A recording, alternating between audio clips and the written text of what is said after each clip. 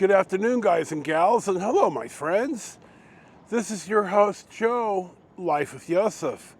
And last Monday, the 10th, at the Poudre Creek Cafe, I ran into a couple of Alameda County Sheriff Office deputies who were pilots in their pilot's gear having breakfast, and I stopped on my way back from the bathroom and I introduced myself. I told them who my late wife was, and they didn't really, I told them the badge number, and they they were standoffish anyway, but I told them that she was the deputy that dispatched Deputy Monaco on his end of watch call.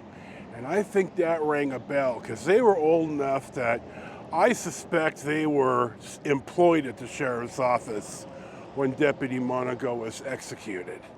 And so I talk about that a little bit out in front of the cafe. I'm going to just say it's never been my story to tell, but my wife has been gone for 9 months. And I think the people at the sheriff's office and my friends in law enforcement need to know that my wife took this call to her grave. So you're going to see that now. I'm going to post the independent restaurant review, but there were a couple of Alameda County Sheriff's Office pilots, deputy pilots, having breakfast, and I stopped and I introduced myself, and I told them that the dish was a retiree, and I gave them her badge number, and they may have not necessarily remembered her because she worked swings and nights, and I think these guys probably worked days. She hadn't worked days in forever. So, but I told them that she was the dispatcher who dispatched Deputy Monaco on his end of watch call. And I'm going to tell all of you, I don't really say this all that much because it's not really my story to tell, but my wife has passed, and well, any of you in law enforcement or God with sheriff's office, any of you know, my wife did everything absolutely spotlessly to handle this call. And it didn't matter. She took it with her to her grave. She took it. Could I have done better?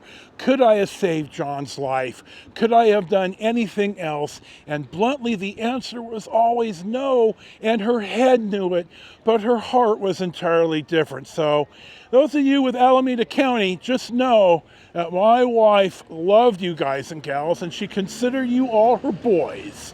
And she took Deputy Monaco's execution to her grave. In fact, we were in Oregon for the 20-year Dublin tree lighting and such, right at Yule, and I'm packing the car. We're in Oregon. I got Chico in the car, and I got the luggage in the trunk, and she just looked at me and said, "I just can't do it.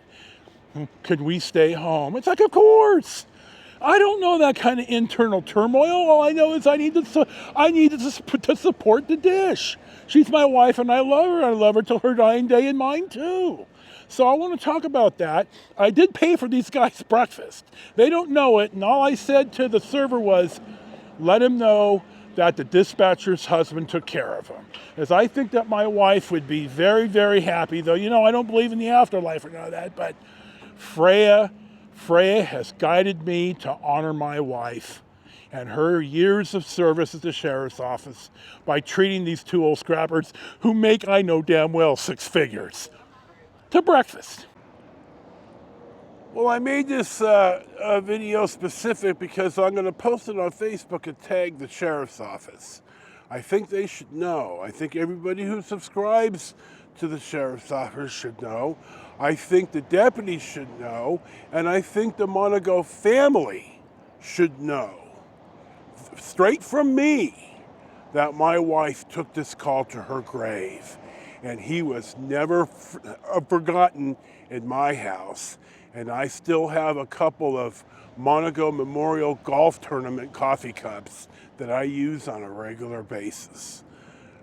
So John is not forgotten.